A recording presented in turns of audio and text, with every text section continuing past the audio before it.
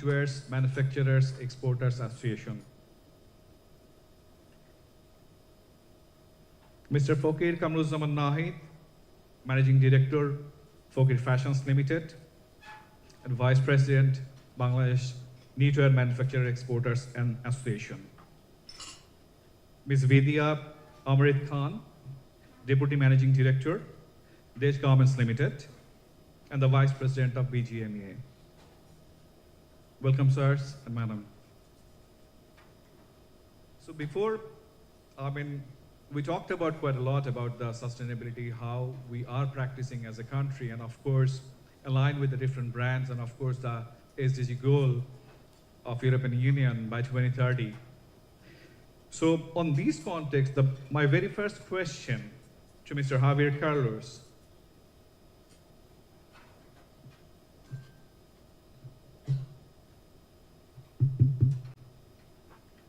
Sustainability, transparency, and resilience reshape the global sourcing. Which manufacturer competencies will define the preferred sourcing destination for Bangladesh, for global brands into the long run? Well, thank you very much, first of all, for inviting me to the Fakir Fashion Group. It's a real honor to be here today, also with so many known faces, friends, suppliers, and all kind of known people to me. For those who knows me a little bit, you know that I'm better listener than a speaker, but I'll try my best today to do something on the other way, okay? So regarding your question, in terms of, how the brands select the sourcing in terms of sustainability, to me, I'm here in Bangladesh. I've been trying to grow the business in Bangladesh for the last more than 15 years. I am a deep believer that the road ahead is very challenging, but also very bright. And companies like the example of Fakir Fashion is a clear sign of what the industry should be heading to. So thank you so much.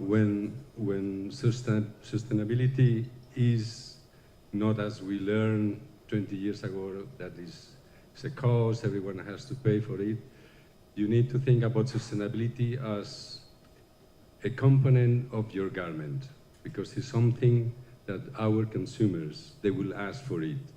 So it's part of the garment itself. So it is a component, sometimes intangible, because it's not yarn, as the example you mentioned at the beginning, but it's a part of value of the garment itself. So sustainability is one key factor for us to decide where to place, orders. Transparency, of course. Again, in transparency in all type of activities within the industry, from the social point of view. We have Mr. Tunyon here, so ILO. It's a part of the factors we consider very deeply, because in Bangladesh we have good partners. We have a possibility to have full traceability from the social aspect, for the sustainability aspect, and this is what I think Fakir Fashion is one of our key suppliers for Inditex, and I hope for another 20 plus years ahead. Thank you. Thank you very much. Thank you for your valuable answer. Basically, while you are working in Bangladesh for quite some time, so compare with the other countries, with whom we are into the competition, though we are very proudly saying we're the number 2 exporter in the whole world. How you look at, the next 1 decade, where it is heading towards, if we talked about Bangladesh itself? Well, it's not that what I say is what the numbers say in the future. The potential of Bangladesh in 2030, 2040, you will be, top 10 economy worldwide.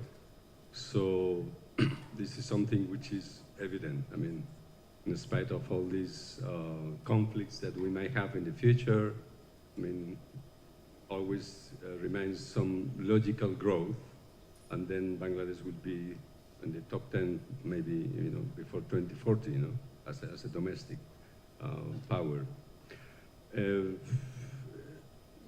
The way the industry developed in Bangladesh, unfortunately, the Rana Plaza factor will change the landscape, I would say.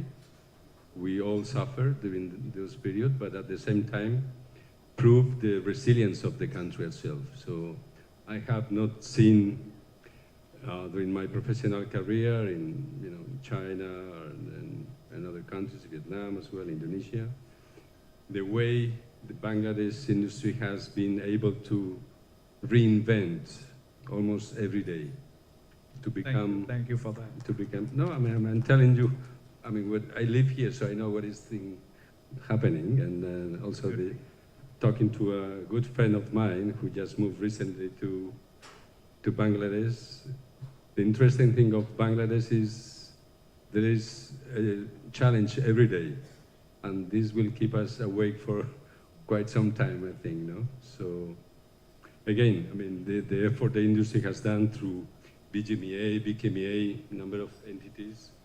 And it's significant worldwide. I mean, to be number 2 exporters of garments worldwide, and even the first one in some of the categories is something which gives all the credit to the industry itself. So it's not something you create overnight. So it's true. Thank you. Thank you for the kind of direction, and of course, I would say it is the biggest compliments for the country itself. Because despite having all the hurdles and all the different challenges we're overcoming every day as a committed manufacturing nations. So thank you. So we'll come up once again to your side. My next question to Mr. Rashid, the Managing Director, Pacific Sweater, and Vice President BKMEA. Sir, from your perspective, what are the biggest opportunities and challenges for Bangladesh knitwear manufacturers is moving towards where circularity and lower carbon production?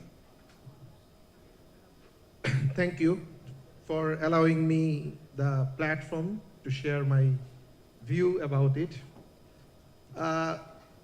Coming back to your questions, is that I will start with the challenge first, because every challenge brings opportunities. Absolutely. So I can see the faces in this room. They are highly knowledgeable about the technical issues of the circularity, sustainability, or the reporting. I will not go in technical details, but for me, the point where I always feel the discussion is not that much happening is the ethical responsibilities. Because we have the responsibilities. Sustainable production is not now what is profitable or what is legal. It should be what is right.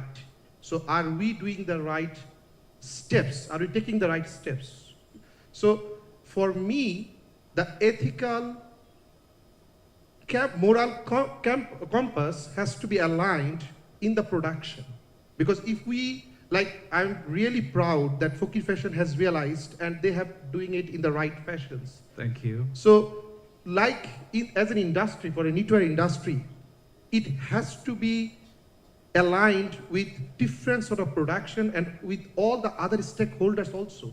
Because if we don't treat it as a responsibility, we can only do as a business case, then the success that we want to achieve in the long run, we might not reach there in a very faster way, because we do not have time. We need to rush. So once we mitigate that challenge, I think the opportunity is enormous. Sky is the limit, because we, as a knitwear manufacturer, we have already taken initiatives from ourselves to improve it. And now we need to show to the world that we are doing that much through a right reporting and right initiatives. And for that, all the stakeholders, the brands and buyers, the government bodies, the trade associations, all needs to be in same ethical standard or understanding that we should do it and we should play our part so that the whole project becomes successful. It is my enormous pleasure that I can see Fukir Fashion has done it very successfully. I feel proud as my colleague Naid Bhai has done that, Fukir Fashion has done that. I would like to congratulate BKMEA. I feel also proud that we are the part of that initiatives. But that's the beginning, and we need to scale it up so that the other industries, small and medium, they all are in the same track and they can do successfully this reporting so that in near future, our challenges are less and we can grab the more opportunities which is coming on our way. Thank you very much. Thank you, sir. I mean, compared to the kind of answer what you have provided, I like to go with another direction. Like, yes, of course, BGMEA, BKMEA, everyone is supporting to the industry. And don't you think there is a combined effort which is kind of missing across the industry itself to put a much more proper way branding Bangladesh in much bigger manner? Because we're not today just producing the very basic to basics. We do quite a lot of product varieties, and of course we are doing the kind of competitions with other neighboring countries, not only at the same time to the Far East as well. So what should be the industry stakeholders should put through as a combined effort for branding more in terms of made in Bangladesh?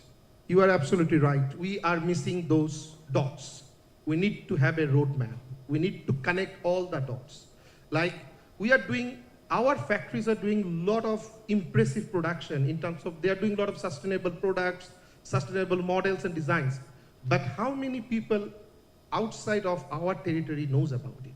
So we need to come up with a comprehensive approach, a clear roadmap involving all the stakeholders together, and then promote it accordingly so that everybody knows the achievement that we have done and it is quite well communicated. So it is absolutely required according to me.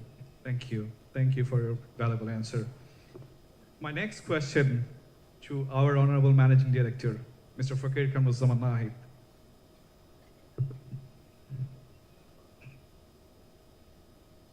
Sir, how do strategic investment in sustainability initiatives and of course the technological adaptation translate into business performance stronger, greater resilience, and long-term competitiveness for the manufacturer? Do you kind of enlighten us on this aspect? Thank you, Mr. Prime. As an RMG and textile manufacturer, we see sustainability and technology is not a cost, actually, but as a strategic investment that directly strengthens our business performance, resilience, and long-term competitiveness. So the investment, like in our energy efficiency machineries, like water-saving processes, means we have to go with the low recur ratio machineries that will save the water, that will impact in the environment. And the renewable energy significantly reducing operational costs over the time. In that area, we see a lot of investment going on, and we have to think about from the entrepreneur point of view, like a solar panel, that the return of investment, as I invested in that particular solar panel, I see the good return of investment. So we should look into that matter as well. And we recently installed the battery energy storage system that really help us in this situation, particularly in this situation. We are getting very much support from this renewable energy. And also like EGB boiler, that also help us in this context, because we don't need the gas. Is the exhaust gas boiler system that help us to give us the steam from that EGB boilers. That investment also worth it, and return of investment is quite good. And at the same time, the technology such as automation, digital sampling, and in the digital sampling, we already started some of the software with some of the buyers we see. But in that context, we have to invest first and prioritize that to the buyer, those who are willingly to do so. So we see lot of buyers are agreeing with us and they are cooperate with us, but some buyers are not willingly to come forward, but I hope they will come forward. Some of the buyers, I am doing like 50% of their sampling, I'm doing by the virtual sampling. So lot of time, we save at least 15 to 20 days from the lead time. So that help us to grow more, and we can offer shorter lead time with them. So this is one kind of developments, what I see. Some of the buyers, not for all, but some of the buyers taking that advantages, because this have to be trained from the buyer side, this have to be trained from the manufacturing side. So is a vice versa thing. And one more thing, that data-driven production planning and supply chain visibility. These are the most important part that we are sometimes missing, because we need good hand in the production planning, because we are doing the production planning in the chaos matter. But when you have a good software in the production planning, you can have the preventive action plan that you can take advantage of it. When it is come to the real time, before the real time, you can reduce the problems and smoother in the swing lines. So it will help you to mitigate the times. And that will improve productivity, reduce the lead time, and minimize the waste. The dual impact enhance our margin, efficiency, and reliability, make us a preferred partner of global brand.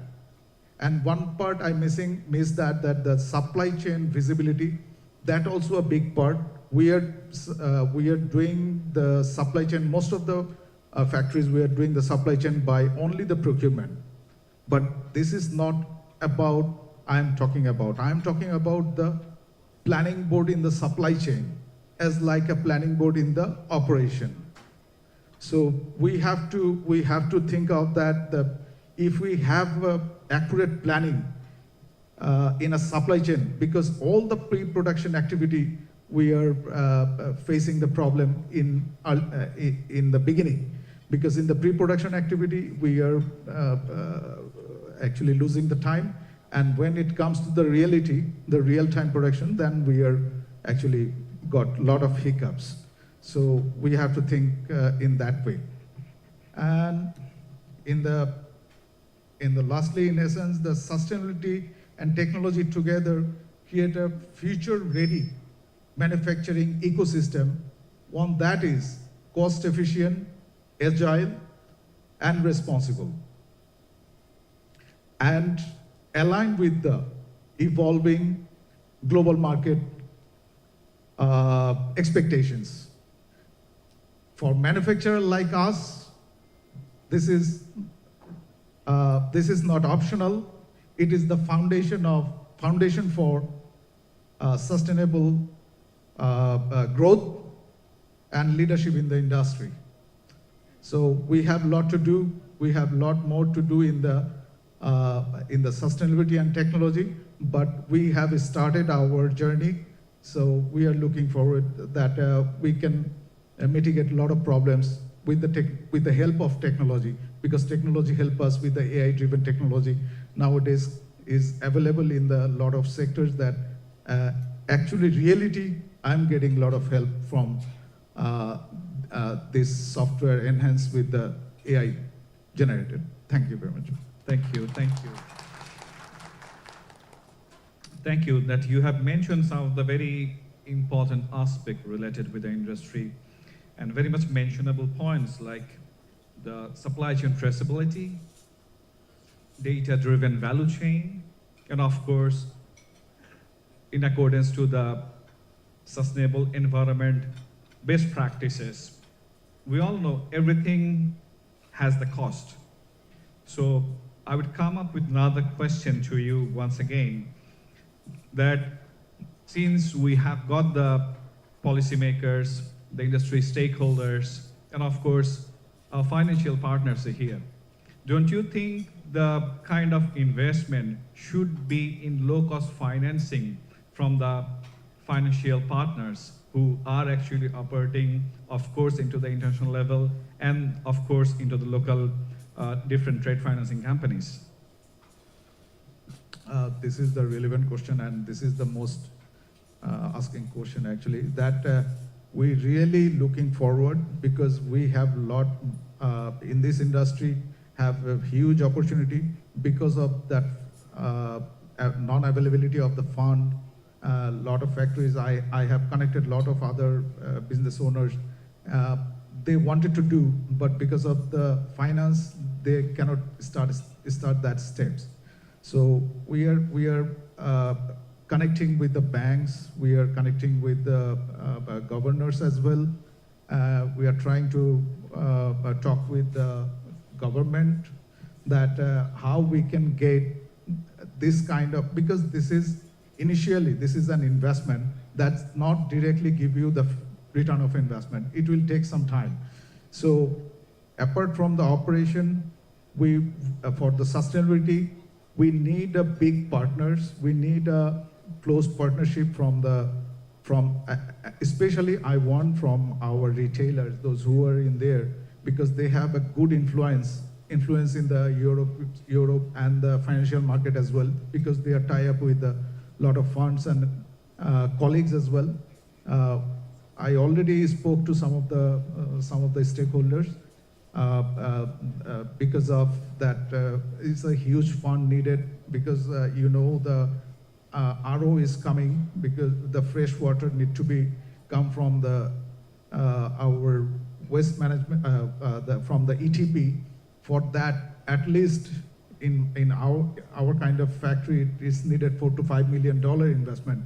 Is a big thing. So for that also, we talked, but as a small investment, like a solar panel, like EGB boilers. So we got some funds for the green finance, but it's not easily available for everybody. So we need that fund with the easy accessible, so that whenever we plan for any sustainable initiative to take for investment, we need one point, one governing body that or give us that that fund to go through a very quick process. So that's where we are struggling sometimes. A lot of factories are struggling because there is some fund, but when you're asking and to get that fund, it takes 6 to 8 months or 1 year. Sometimes at the end we are not getting. So we need support from the retailer side and from the government side, and from the bank also. If you have this sort of support really need for this industry, because I can we are saying that after November, after the LDC graduation, these challenges eventually come. So we have to ready for that, to scale up our industry to the world. So this is the right time from the financial sectors come forward and give us a soft loan so that we can invest and grow our business in a sustainable factory. Thank you very much. Thank you very much. We hope the policymakers, of course, the stakeholders and the financial institution who hear our voices. We are expecting the instant processing of the financial support, and of course, the low-cost financing that will really, really grow fast our industry. My question to one of the power women we all admire, Ms. Vidya Amrit Khan. Ma'am, being a prominent leader in the apparel sector, how do you define the inclusivity and of course the diversity at leadership levels, contribute more sustainable and forward-looking business decisions? Thank you. Assalamu alaikum, and a very good evening to everyone present here today. Hardly a power woman, but to answer your question, I would like to say this, that sustainability is hard.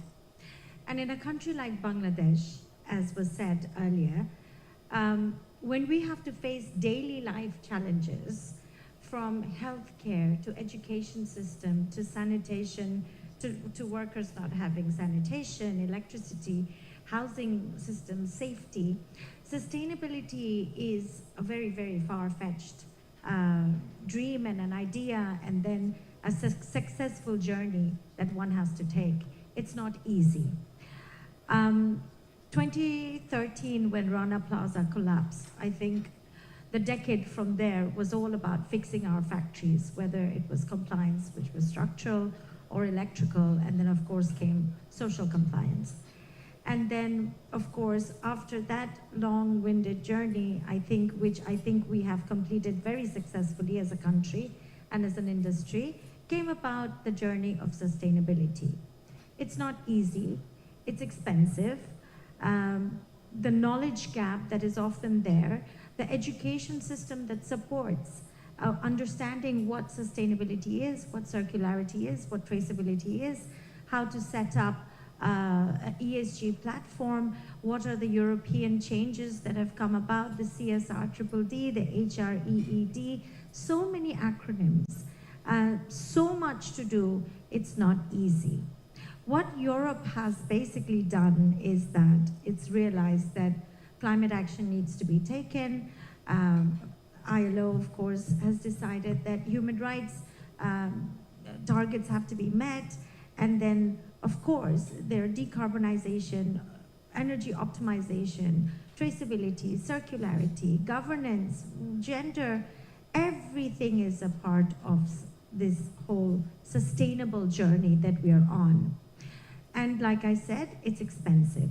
When everybody transformed their factories into a green building, it was a green building, but it was not necessarily a green production system. Absolutely. And a green production system is basically the sustainable journey. Right. In many ways. So, and then with prices dropping and costs increasing in a country where we don't even get uninterrupted, where the electricity that we get is not constant, and now with the war in place and prices dropping, I mean, really, the last thing you want to worry about is how to do this transformation. So there's a lack of knowledge, or the knowledge it's a learning curve. And then, of course, as has been mentioned earlier, with access to finance, there's no low-cost financing. The ROI on investment for sustainability, you don't see it. It's not a 3-year ROI, it's not a 5-year ROI. If I want to set up a circularity, a recycling project, there are policy level implications that don't exist in Bangladesh. There isn't a regulatory framework. So it's just one challenge after the other. And hence, so when I am here today, this evening, of course, this is a remarkable example and a very successful journey to Fakir Fashion. And I think we give everybody a round of applause to Nahid Bhai and to Fakir for what he has achieved.